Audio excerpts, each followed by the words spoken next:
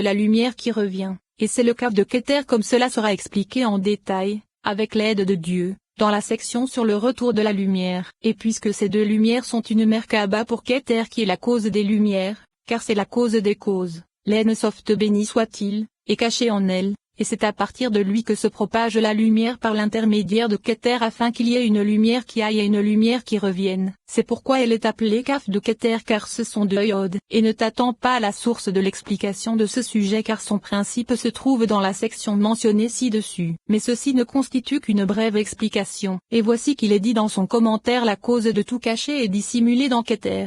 Cela indique que l'Ensoft n'est pas Keter. Il est également écrit dans les Tikkunim, il est appelé Yahweh du côté de la Keter suprême car elle est fermée comme un point, elle est fermée afin qu'aucun être vivant ne sache ce qu'elle contient, et ce qu'elle contient est enfermé dans la pensée que l'on appelle cause des causes. Et l'explication en est qu'il est dit au début de ce discours que c'est à Malkout que se réfère le nom de 4 lettres non vocalisées, et que c'est en fonction de ce dont elle se nourrit qu'il reçoit ses voyelles. Et maintenant, il est dit du côté de Keter, explication, lorsqu'elle se nourrit d'elle. Elle est désignée par le nom Yahweh car elle existe avec la voyelle Kama, et le sens de comme un point c'est car elle est fermée. Explication, tout comme lorsque le point de l'homme est fermé personne ne peut savoir ce qui se trouve à l'intérieur, de même la Keter suprême est un point et est fermée car il n'y a personne qui puisse comprendre ce qui se trouve dissimulé à l'intérieur, et il est dit ce qu'elle contient. Explication, ce qui se cache dedans, à l'intérieur du point qu'est Keter, est enfermé dans la pensée. Explication. Car même la pensée est enfermée en elle, et pour nous, elle est appelée cause des causes,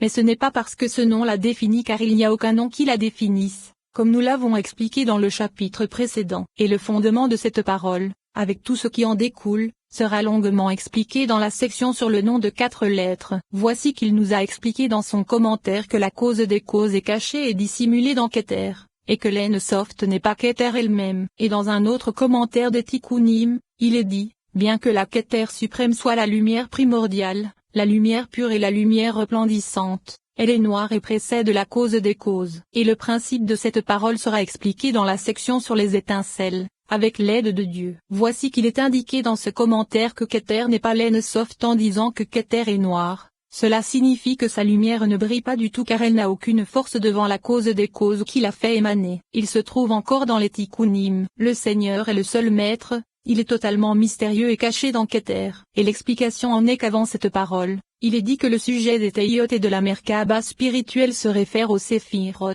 Et ensuite, il est dit que l'Ensoft qui est appelé Seigneur est unique, comme cela est expliqué dans le Sefer Yetzira. Il est mystérieux et caché dans Keter. Le sens en est que sa divinité ne se dévoile que par l'intermédiaire de l'enveloppe de sa lumière et de son vêtement qu'est Keter. Et c'est par son intermédiaire qu'il chevauche les autres Séphirot. Voici qu'il est indiqué dans ce commentaire que Keter n'est pas l'Ensoft, et il est encore dit dans le Rapha Memna, puisque la cause des causes est mystérieuse et cachée, c'est dans Keter qu'elle s'étend avec le nom Yahvé. Lors du Shabbat et des jours de fête, il n'y a aucun règne pour le serpent et Samaël ou tout ce qui le concerne, et il n'y a aucun règne pour l'enfer, femelle abominable de Samaël et du serpent, ni pour ses ministres. Tous se cachent devant les ministres du roi. Comme les peuples du monde se cacheront lorsque le Messie sera révélé. Et c'est ce qu'il est écrit, ils iront dans les cavités des rochers, et dans les fissures des rochers. Et le sens en est explicite. Et à partir de cela, il apparaît dans ce commentaire qu'il ne faut pas dire que Keter est l'Ensoft. En indiquant la cause des causes est mystérieuse et cachée dans Keter, il apparaît que Keter est un palais pour la cause des causes. Et ce sont là de nombreuses preuves évidentes et des témoins fidèles que Keter n'est pas l'Ensoft outre les nombreuses autres preuves existantes que nous ne rapporterons pas car nous devons les mentionner dans les sections suivantes, comme par exemple tu es un, mais pas en nombre que nous rapporterons dans le 5e chapitre de la section sur les sens et les réceptacles. Et pour certaines d'entre elles, nous n'avons pas voulu les rapporter du tout car ce serait trop long. Ainsi, grâce à ces preuves l'opinion de ceux qui disent que Keter est l'Ensoft est réfutée. Chapitre 3. Après nous être attelés dans le chapitre précédent à établir la nécessité que l'Ensoft ne soit pas Keter car chacun d'eux constitue un sujet en lui-même, c'est-à-dire l'un étant l'émanateur et l'autre l'émanation, nous avons voulu dans ce chapitre réfuter une autre opinion relative à la connaissance des premiers kabbalistes, et c'est l'opinion du Rav Shem Tov présentée dans le premier chapitre de la 4e section du Sefer Emunot, car il y a commencé par énumérer les séphirot et dit que Keter est la première séphira. Ensuite, il a dit que Keter ne se situe absolument pas parmi les séphirotes. Et ceci n'est qu'un très bref résumé de ses paroles. Tous les kabbalistes ont admis que le décompte des 10 séphirotes c'est la Keter suprême, Okma et Setora. Cependant, grâce au mystère et aux profondeurs de leur sagesse, ils ont admis qu'il ne fallait pas compter la Keter suprême comme faisant partie des 10, car elle est comme l'Ensoft, et tout comme la cause de toutes les causes ne doit pas être comptée du tout. De même il n'est pas approprié de compter la Keter suprême, car il n'y a en elle ni début, ni extrémité, ni fin, et elle est tout. Et en de nombreux endroits, le Rashbi a appelé à la prudence vis-à-vis de ce propos. Et c'est pourquoi il est indiqué dans le Sefer Yetzira, 10 et non 11. Et tu sais déjà que puisqu'il est admis de la part des sages de la Mishnah que le prophète Élie se révéla à tous les visionnaires, et que quelques-uns des derniers sages ont reçu la Kabbale qui fut révélée au grand maître Rabbi Abraham Abait Din le juste, qu'il repose en paix. Et c'est de lui que l'on reçut le grand maître le Rabbin son gendre et le maître Rabbi Isaac le juste, dont l'enseignement est de la pure fleur de farine permettant de s'enfoncer profondément dans la sagesse de la Kabbale. Et il est également expliqué 10 et non 11 car il ne faut pas faire entrer Keter dans le compte. Et celle qui complète le compte c'est la Da'at suprême qui est indiquée dans le verset. Par sa connaissance, les abîmes s'entr'ouvrent. Et là-dessus, il est dit dans le Sefer Haïr que c'est le palais de la sainteté. Et le principe du nom ineffable écrit dans les livres des prophètes se trouve dans les lettres du nom, par l'intermédiaire de Tiferet. C'est pour cela que c'est un palais pour la racine suprême. Et cette théorie est beaucoup plus développée. Et à un autre endroit,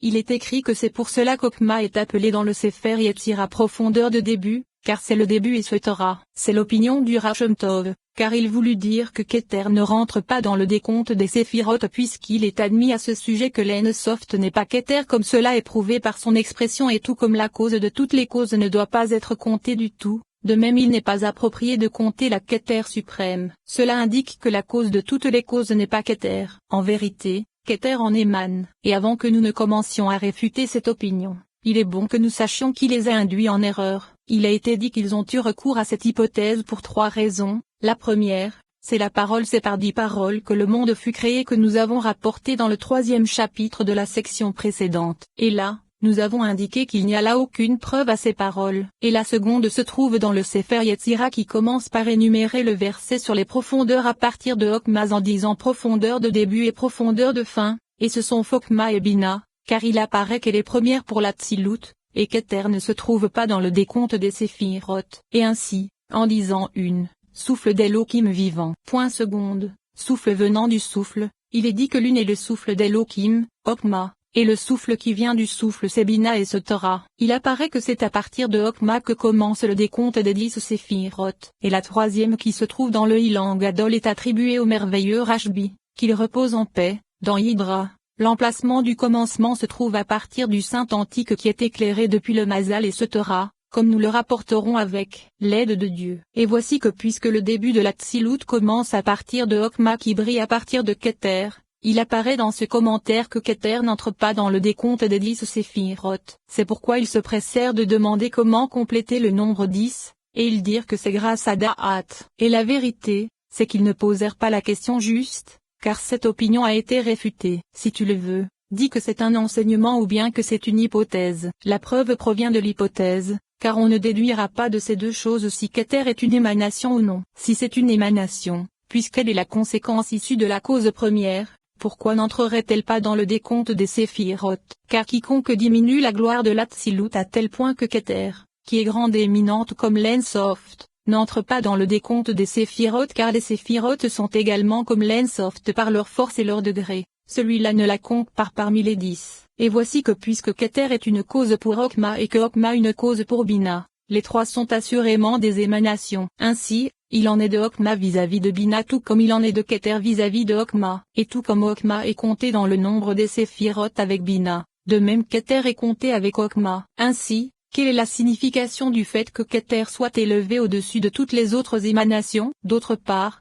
le fait qu'il soit dit qu'elle est comme l'Ensoft n'a aucun sens car il est impossible qu'elle soit précisément identique à l'émanateur puisqu'elle est la conséquence qui en découle et qu'elle doit descendre du degré de sa cause. Et après avoir rejeté de la cause de toutes les causes tout ce qu'il est possible car c'est l'Ensoft il n'est pas approprié de faire de même pour Keter car elle ne se trouve pas au niveau de son émanateur puisque c'est une émanation et une conséquence qui provient de la cause première, comme nous l'avons expliqué, et tout comme l'a expliqué le Rashbi, qu'il repose en paix. en disant noir, précédant la cause des causes. Cela indique qu'elle ne se trouve pas au niveau de l'Ensoft à Dieu ne plaise. Et ainsi, pourquoi serait-elle comme l'Ensofti, car on ne peut définir avec exactitude si la limite de l'Ensoft est une chose qui se trouve dans l'émanateur. Et puisqu'elle n'est pas comme l'Ensoft, ainsi pourquoi ne rentrerait-elle pas dans le décompte des séphirotes, car elle fait partie du nombre des émanations. Et pourquoi en compterait-on certaines et en délaisserait-on d'autres? Cela n'est pas approprié. Et si tu dis que ce n'est pas une émanation, cela est impossible à croire. Sinon, il serait dit que c'est la cause des causes et que ce n'est rien d'autre. Et alors, il y aurait un dualisme,